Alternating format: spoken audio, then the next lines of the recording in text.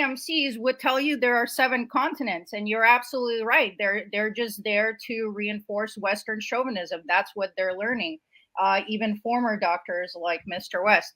But but in the Soviet Union, as well as in Cuba and other socialist projects, they had a massive emphasis on education. They actually want you not to be infantilized and to use your mind. That's why they have so many engineers. That's why Soviets reached space first, because they want people to develop their minds. So they had a 99% literacy rate.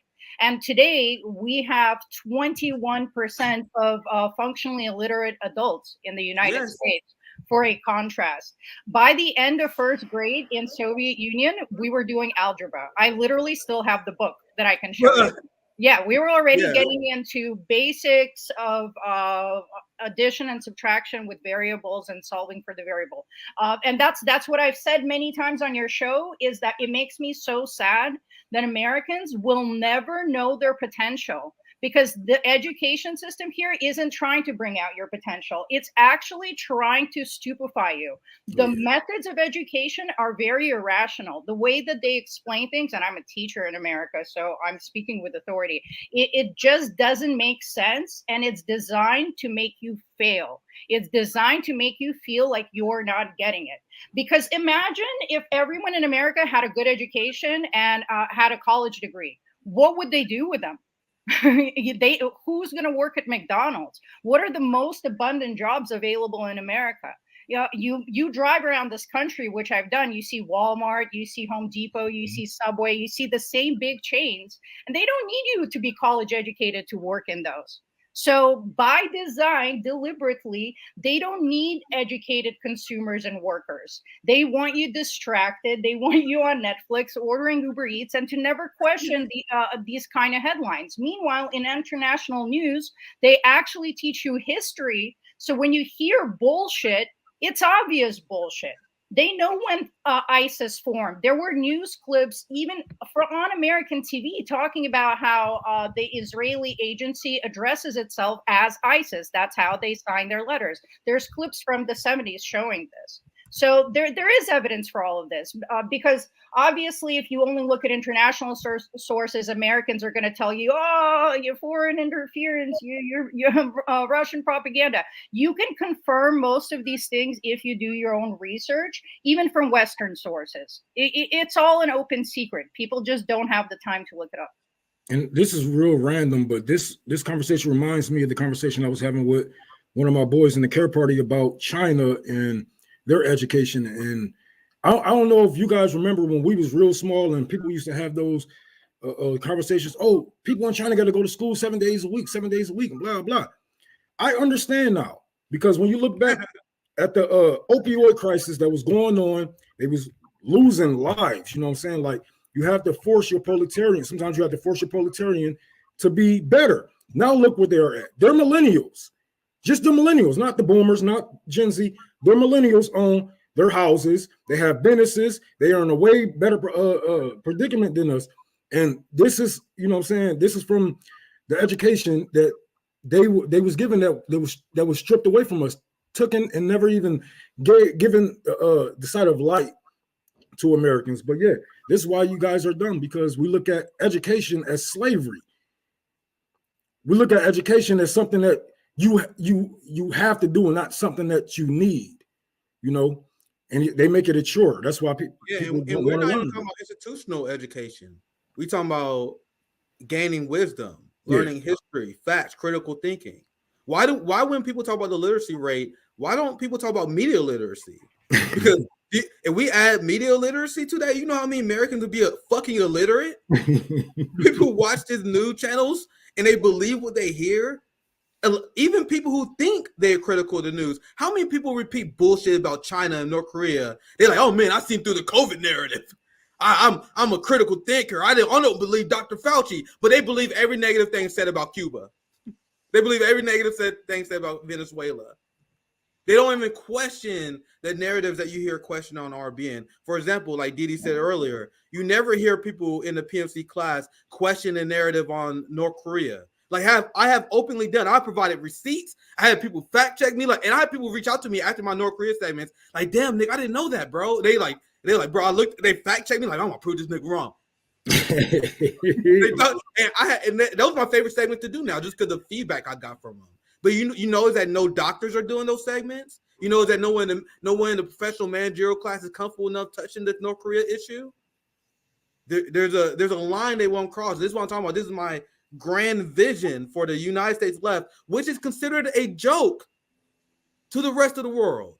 How about we transform the United States left, doing our part, everyone doing our part. My job is the educator, and I want to see the United States left, the working class left, blow past the PMCs, because looking past, and even stuff I have done, when I look at the United States left, we are dumb. There's a reason why the working class is fucked in this country. There's a reason why there's cop cities being built everywhere. There's a reason why there's a genocide going on right now, because you guys lesser to evil yourself into a goddamn genocide. Man. And this is this is the language people, and this is the tone that people don't like. But at what point do we acknowledge that the old left has failed us? That's why it's so absurd to me that people like Dr. Cornel West assume they are better than us. They want us to kneel to them. I don't kneel to you guys. You guys have failed us. Black boomers have failed us. Oh my God, you trash your seniors? I give respect to the seniors who deserve it. I don't give respect to nobody. Hold on. First of all, bro, fuck your wants and needs, bro. Fuck your wants and needs. You want respect, you earn that shit, nigga. None of these motherfuckers have earned respect from me. Yeah, I have yet to see them on the ground. I have yet to see them doing any of the shit that we're doing, that I'm doing, him, she, her, whatever the fuck you may be, your pronouns, or maybe you may not have them. You haven't earned respect. So why should I just give you that because of your name, because of your status? That makes no fucking sense. I even told my uncle this. I don't respect my elders. I don't respect y'all niggas. Y'all haven't done a damn thing. Why I respect a nigga that's weak when it's time to stand up? Why should I respect a nigga who should have been out there marching and burning shit down, but all y'all did was go and vote? I don't respect no shit like that. Since we getting real, you had the civil rights movement that was built over hundreds of years, over 100 years. People pretend, civil rights movement started in the 60s and they won. No, the civil rights movement was built over 100 fucking years. So then the black boomers came in after the end of the civil rights movement, like, we're done. They're not even finished. We're done. They joined the capitalist class. They support the crime bill, and they want us to respect them. Get the fuck out of here. That's just like the white hippies. Rome, how many white liberals say the same fact to you to your face when it comes to Joe Biden Democrats? Hey, do you know that that black people actually supported the crime bill? You mean the Black Congressional Caucus? You mean the black boomers who sold out the black activists? Yes. You had black activists that was marching against the crime bill. And you had the black boomers who sold us out the same way they're selling us out right now while they building Cop City. You had black boomers voting for Eric Adams. They fucking got militaries and subways and shit now. They got Cop City in Atlanta. So this is what I'm asking for. I know I might be hurting the people's feelings, but get over it. I'm asking for us to be better. Because you guys I was just watching this black woman talk trash about Dr. Martin Luther King while he was alive, called him a preacher, called him all kind of names. This is when he was alive. Now, we have to remember that black liberation wasn't popular at all. You know, when we speak about liberation and, you know, the Black Panthers weren't popular, Martin Luther King wasn't popular, Malcolm X wasn't popular, and they still aren't. Because if they were, do you think black people would be in a better position? I think so. If Martin Luther King and Malcolm X were as popular as these people claim they are, come on now, we would have been in a way better place. They had to kill him for a reason. It's just simple as that.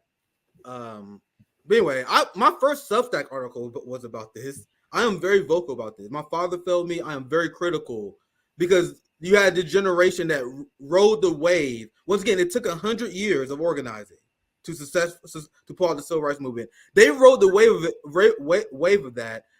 MLK, Malcolm X, and our heroes died. They ingrained themselves in the capitalist class, become police officers, support people like Jim Clyburn, and they're like, Nick, why are you so mean to us? Nigga, when you know what you have done, you know how much you set our people back after years of liberation and struggle. I'm sorry, but this is something that must be said. It must be said, and that's why we're in the position that we're in right now. When you see black income inequality right now is worst worse than the height of the civil rights era. The 1960, the racial income inequality is worse. So what am I supposed to do? Pat you on the head? Like, thank you, sir. You tried. Thank you. For surviving the police state. Get the fuck out of here. Anyway, you survived the police state. You became the police state. And that goes not only for the black revolutionaries, that goes for you white motherfucking hippies too. Look at all these white hippies that they used to fight against the Vietnam War, but now all the motherfuckers in cubicles. Now all the motherfuckers telling a nigga like me that I should calm down. I shouldn't say this. I shouldn't say that. No, from the white to the black, all y'all niggas failed us. And I mean, I don't mean all y'all, of course, but the majority. Too many of you. It wasn't enough of you to stand up to make your voices heard so we can make a difference. And what happened? What happened? You set your people back. Not only your people, your communities and communities from here to fucking Afghanistan. Like, where was those same white hippies that protested Vietnam? Where was they at during Iraq, Afghanistan, Iran, Yemen?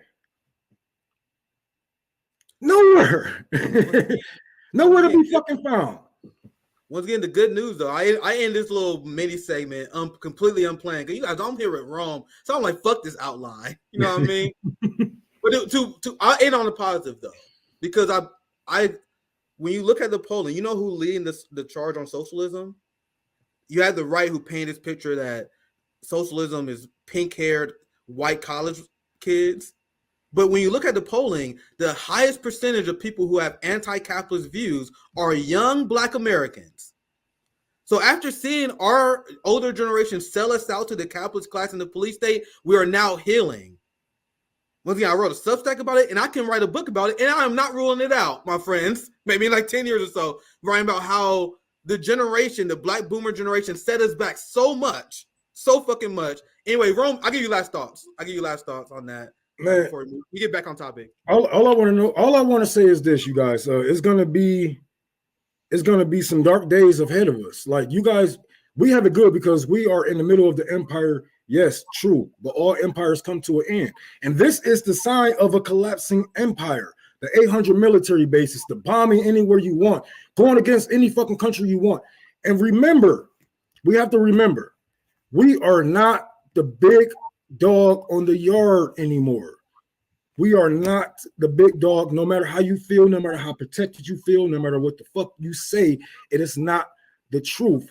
We are a paper tiger. America, NATO, you guys haven't really won a war. Let's say, oh, we don't go for wars in this. No. You guys haven't won a war on paper. You guys haven't won a war on paper. You get your ass kicked. They lose. My niggas in sandals.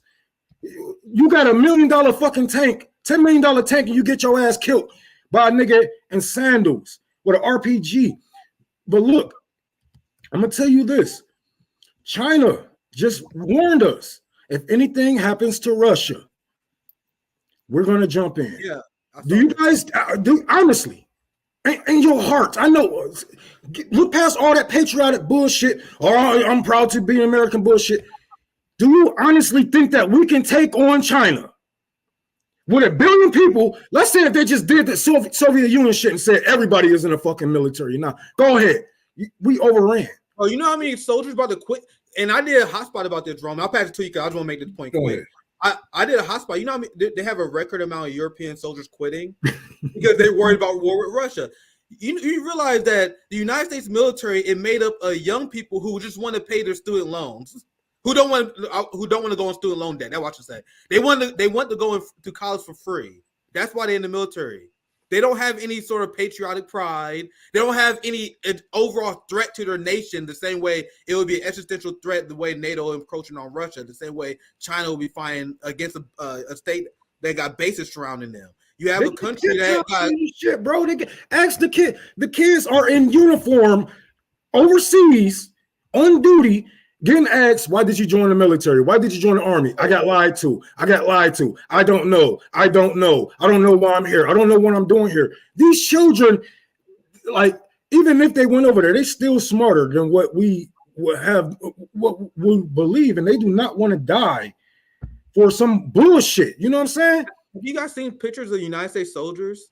Like, I know I'm not the badass I used to be in my early 20s, But have you seen like people? Have you seen like just a look of a United States squadron?